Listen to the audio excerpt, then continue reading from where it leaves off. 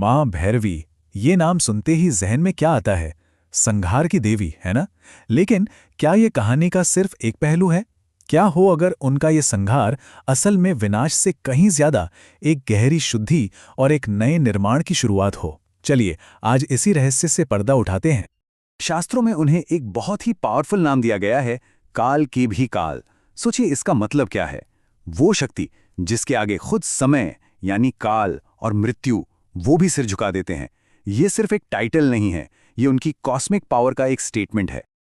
तो चलिए सबसे पहले उनकी इसी पॉपुलर इमेज को ही देखते हैं, संहार की देवी, और समझने की कोशिश करते हैं कि उनके इस स्वरूप में कितना बड़ा, कितना गहरा विरोधाभास, एक पैराडॉक्स छिपा हुआ है। और देखिए यहीं पर पहली पहेली सामने आ जाती है। एक तरफ तो नाम है संहार की देवी और दूसरी ही तरफ उन्हें कहते हैं भय विनाशिनी, मतलब डर का नाश करने वाली। अब ये दोनों बातें एक साथ सच कैसे हो सकती हैं? एक ही देवी संहार भी कर रही हैं और भय भी मिटा रही हैं। तो सवाल ये है कि आखिर उनका ये संहार, ये डिस्ट्रक्शन है किसके लिए?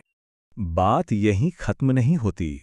ये रहस्य और भी गहरा हो जाता है जब हम तंत्र में देखते हैं।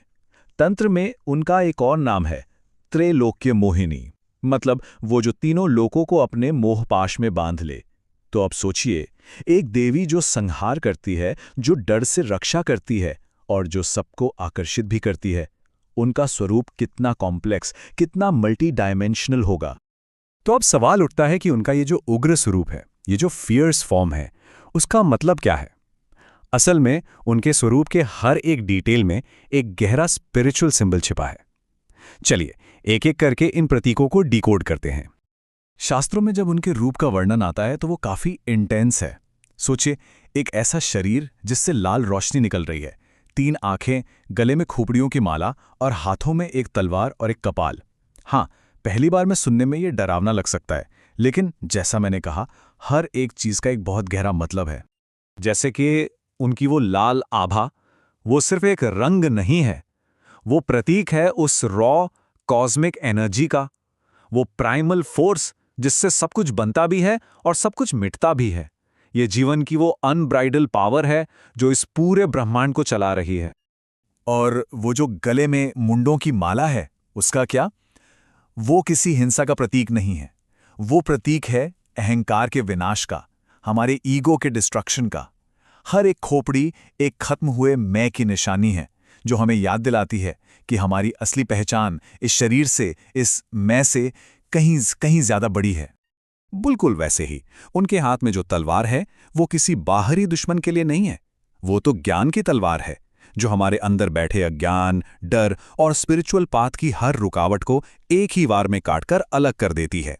ये इंटरनल प्यूरिफिकेशन का, अंदर की सफाई का सबसे बड़ा सिंबल है।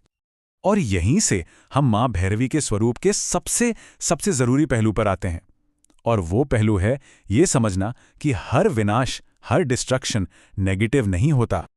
इसे समझने के लिए एक बहुत ही सिंपल एनालॉजी है, एक किसान की। एक किसान अच्छी फसल उगाने के लिए क्या करता है? वो खरपतवार को, यानी वीड्स को काटकर फेंक देता है, उन्हें नष्ट कर देता है। मां भैरवी का विनाश भी बिल्कुल यही है। वो हमारी बुरी आदतों, हमारी नेगेटिविटी को उखाड़ फेंकती हैं, ताकि हमारे अंदर स्पिरिचुअलिटी की, आध्यात्मिकता की फसल उग सके। तो आखिर वो नष्ट क्या करती हैं? हमारे अंदर का आलस, हमारा डर, दुनिया से हमारे वो गलत अटैचमेंट और हमारे दुश्मनों का बुरा असर। ये एक तरह की स्पिरिचुअल क्लीनिंग है, एक ऐसी सफाई जिसके बिना आगे बढ़ना, प्रोग्रेस करना प्रैक्टिकली इम्पॉसिबल है। तो अब जब उनके स्वरूप का मतलब इतना गहरा है, तो जाहिर है मन में सवाल आएगा कि उनकी इस ट्रांसफॉर्मेटिव एनर्जी से कनेक्ट कैसे हुआ जाए। इसका रास्ता क्या है? इसी रास्ते को कहते हैं भैरवी साधना। देखिए, भैरवी साधना कोई आम पूजा नहीं है, ये एक बहुत ही डिसिप्लिन्ड और इंटेंस स्पिरिचुअल प्रैक्टिस है। इसे अक्सर भीड़-भाड़ से दूर किसी एकांत जगह पर या फिर शमशान जैसी जगहों पर किया जाता है। जो साधक होता है वो लाल आसन पर बैठकर, लाल कपड़े पहनकर कुछ खास मंत्रों का जाप करता है और उनकी ऊर्जा को इन्वोक करता है। इस साधना में ओम भैरवे नमः या ओम ह्रीम भैरवे नमः जैसे बहुत पावरफुल मंत्रों का इस्तेमाल होता है। और ये सिर्फ शब्द नहीं है, माना जाता है कि ये वो डिवाइन वाइब्रेशंस हैं, वो चाबियां हैं जिनसे उनकी ऊर्जा का ताला खुलता है। अच्छा, तो इतनी कठिन साधना करने से मिलता क्या है? इसका फल क्या है? एक साधक को मां भैरवी की कृपा से क्या हासिल होता है? चलिए अब इस पर बात करते हैं।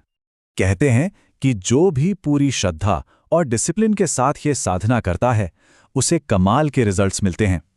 हर तरह की नेगेटिव एनर्जी और रुकावटों से आज़ादी, लाइलाज बीमारियों तक में राहत, दुश्मनों पर जीत और साथ ही एक ऐसा डिवाइन ऑरा और सेल्फ कॉन्फिडेंस जो इंसान को मोक्ष के रास्ते पर बहुत आगे ले जाता है। लेकिन इन सब में जो सबसे बड़ा, सबसे अल्टीमेट गिफ्ट है, वो है मौत के डर से पूरी तरह आज़ादी।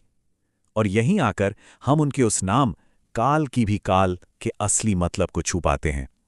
ये वो स्टेज है जहां जन्म और मृत्यु का साइकिल भी साधक को बांध नहीं पाता। तो असल में मां भैरवी का रहस्य उनके संहार में नहीं, बल्कि उस संहार के पीछे छिपी शुद्धि में है। उनका डिस्ट्रक्शन असल में एक प्यूरिफिकेशन है। और यही बात हमें एक बहुत जरूरी सवाल पर लाकर छोड़ देती है कि अपनी जिंदगी में तरक्की करने के लिए वो कौन सी नेगेटिविटी है जिसे आज, अभी नष्ट करना सबसे जरूरी है।